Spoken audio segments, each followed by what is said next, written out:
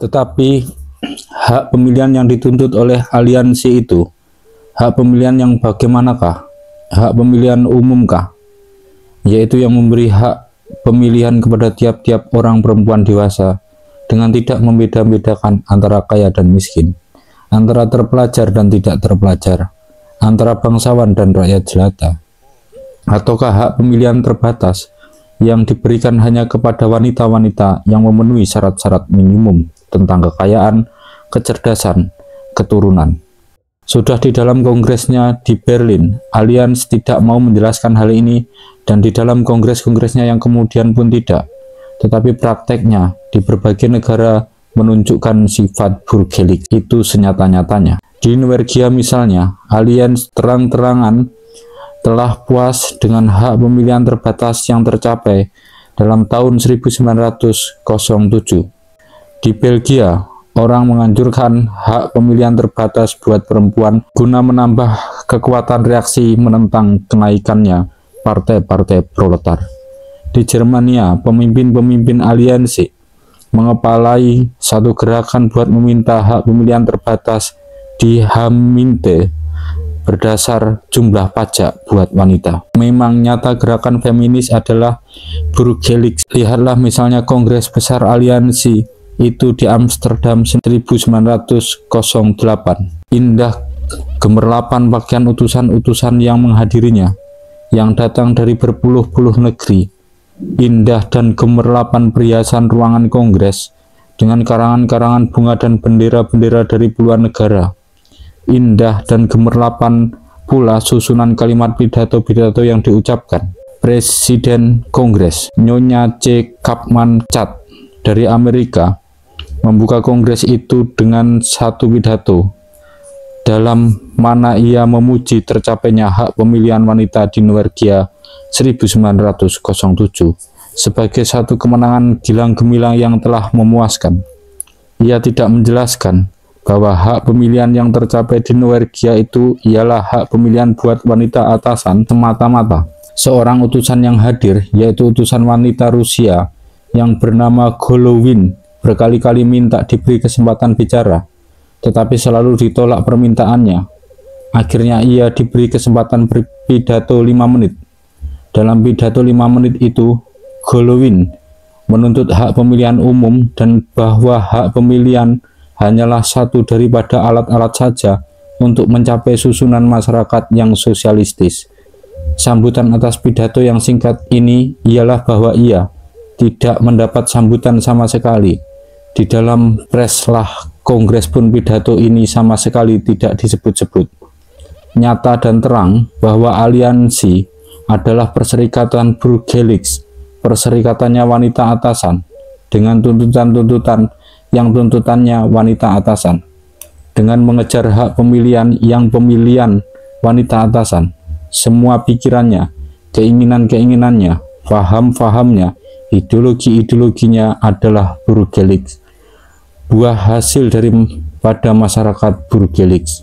Menurut ideologi mereka, masyarakat hanya mempunyai satu cacat saja, yaitu bahwa kaum laki-laki, tentu saja kaum laki-laki merdeka, tidak memperlakukan mereka secara adil, tidak memberikan hak untuk bekerja kepada mereka, tidak mengasih hak sama di lapangan hukum negara kepada mereka.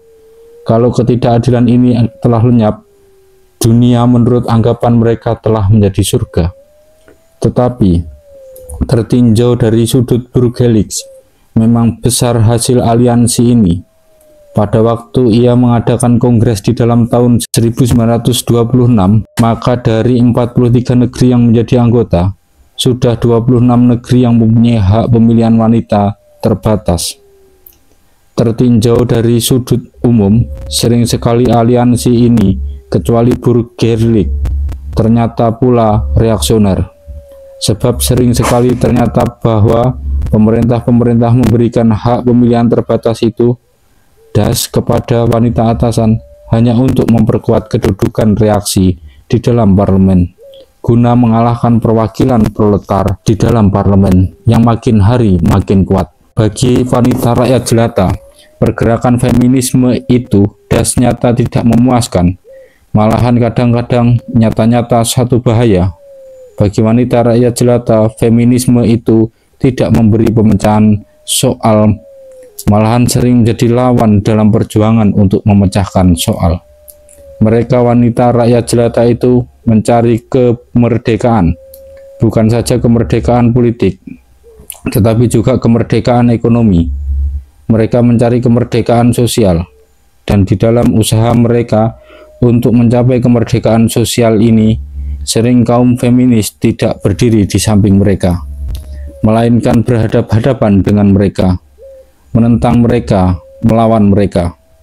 Karena itu, maka wanita rakyat jelata lantas emoh kepada pergerakan feminis. Mereka mengadakan pergerakan sendiri. Pergerakan sendiri inilah tingkat ketiga daripada pergerakan wanita. Sebenarnya, tak mungkin bagi saya menceritakan sejarah pergerakan wanita tingkat ketiga ini dengan tidak menceritakan sejarah pergerakan sosialisme seluruhnya. Sebab, sebagai telah saya kemukakan di muka, sebenarnya tidak ada pergerakan wanita spesial dari tingkatan ini, melainkan tercampurlah ia dengan pergerakan sosialisme seluruhnya. Tetapi marilah saya ceritakan sedikit-sedikit, sekedar untuk memberi gambaran dan pengertian seperlunya. Sejarah pergerakan sosialisme telah tertulis dalam buku-buku yang jumlahnya tidak sedikit. Bukan ratusan buku, tetapi ribuan buku meriwayatkannya.